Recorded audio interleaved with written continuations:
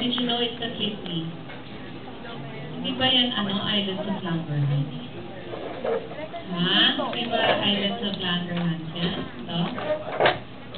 Okay? It's not. Okay? This is the glomerulus. So what's the difference? No? That at first look, makikita ninyo that the pancreatic acini, yun sa pancreas, do not have spaces like this, yung holes. Okay? So that's the difference between the kidney and the pancreas. Now, we'll review. So there are two, sandali lang.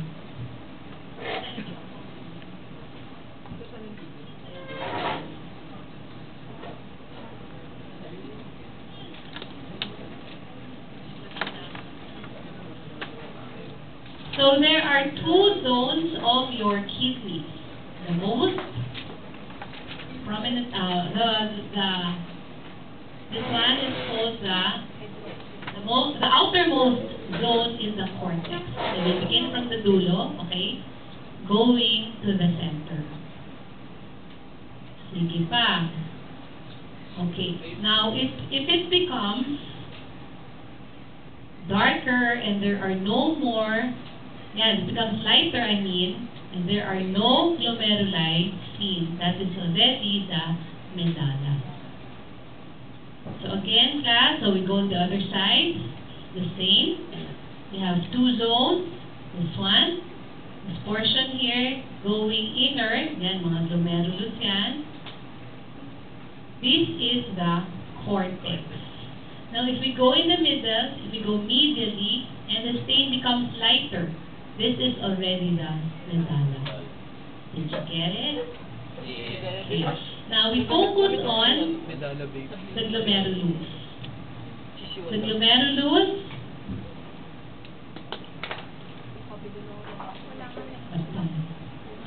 the most prominent structure here in your cortex is the nephron. Okay? The nephron is composed of your glomerulus, the renal corpuscle, plus its ducts. The structural and fundamental unit of the kidneys are called your nephron. Now, we zoom this in. Look for that. The glomerulus. Okay? I believe we've studied already this one before in the lining epithelium. The whole thing is called your renal corpuscle. Corpuscle body. Okay? There are two parts. You have your Bowman's capsule, the outer parietal layer or your capsular epithelium, which is lined with your simple squamous epithelium. Now, the inner visceral, somewhere here, no, you cannot see anymore. These are formed of your podocytes, so theoretical naman. Okay? So, please know that this is the outer parietal layer of your Bowman's capsule lined with your simple squamous epithelium. Now, when we go inside, this is the second part of your renal corpuscle. This is known as your glomerulus. It is made up of your fenestrated capillaries without diaphragm. Na-discuss niyo na yan sa theoretical, nakalimutan niyo lang. No? So, this one is your glomerulus that is composed of fenestrated capillaries without diaphragm. We'll zoom it in so that we can appreciate the simple squamous epithelium lining of the parietal layer of your Bowman's capsule. Ayan, class. Look at that. Huh? The whole thing is known as your renal corpuscle. This one is your Bowman's capsule. Okay? This one is the glomerulus. Now, the Bowman's capsule, the outer parietal layer, is made up of your simple squamous epithelium. Look at this, class. It's a flat cell, okay, that makes up the lining epithelium of your Bowman's capsule. The same thing as this portion here. So, yun, lining epithelium is simple squamous. Squamous meaning flat. So, this is your flat cell. Now, another layer is your inner visceral. It's found somewhere here, no? Hindi na kailangan malaman it's composed of your podocytes. No? But this one is the, what do you call this class? This is the glomerulus, composed of fenestrated capillaries without vena. The other things you have to know are the tubules. Huwag nyo nang alamin yung mga macula densa at ano, ha? So here in your kidneys, you have to know the areas or the zones, the cortex and the medulla, and where you can find the renal corpuscle, you are in the cortex. Okay? Now, these ones last are the renal tubules, those that surround the renal corpuscles. Please know the two important tubules, the proximal convoluted and the distal convoluted. Now, from afar, if you see this portion here, nakita nyo, it looks empty inside. That is a clue for you to say that these are your distal convoluted tubules. No? If it has a color or stain inside like this, these are your proximal convoluted. Why? Let's look in, okay?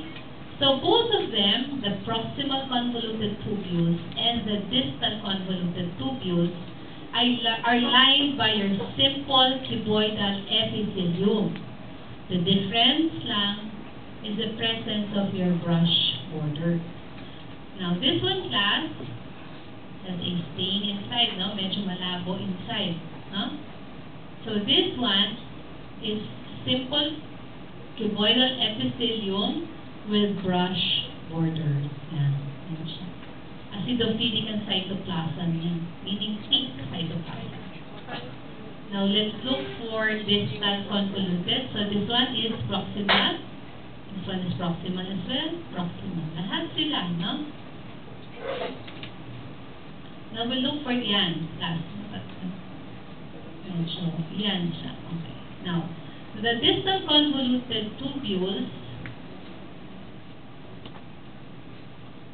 simple cuboidal,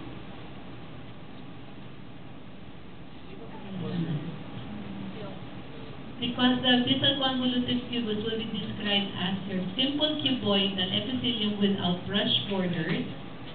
No, it has a wider lumen, pale staining and cytoplasm. Yan. Paler and cytoplasm. Hindi naman namin papa-identify sa inyo.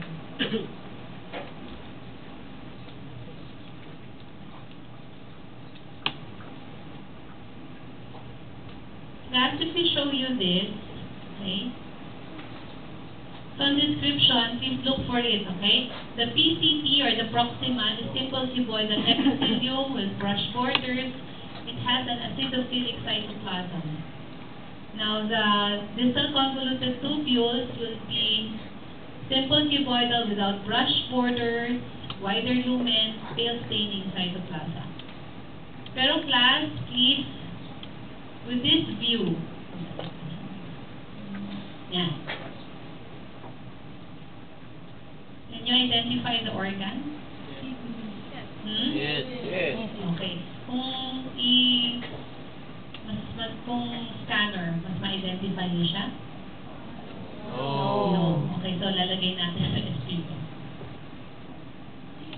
Please know the difference between your kidneys and pancreas. No? Baka mapagkamalan nyo kasing items from Langerhans yan. But the whole thing is known as the class, what we call the whole thing, the whole structure. Renal corpuscle, the lining is your Bowman's capsule, the inner portion is the glomerulus. Okay, dokie? Pag nilagay dito sa view na to, scanner view, and we show you this one. Kidney. What is the zone? Cortex. That is the cortex of your kidneys. Okay? Next.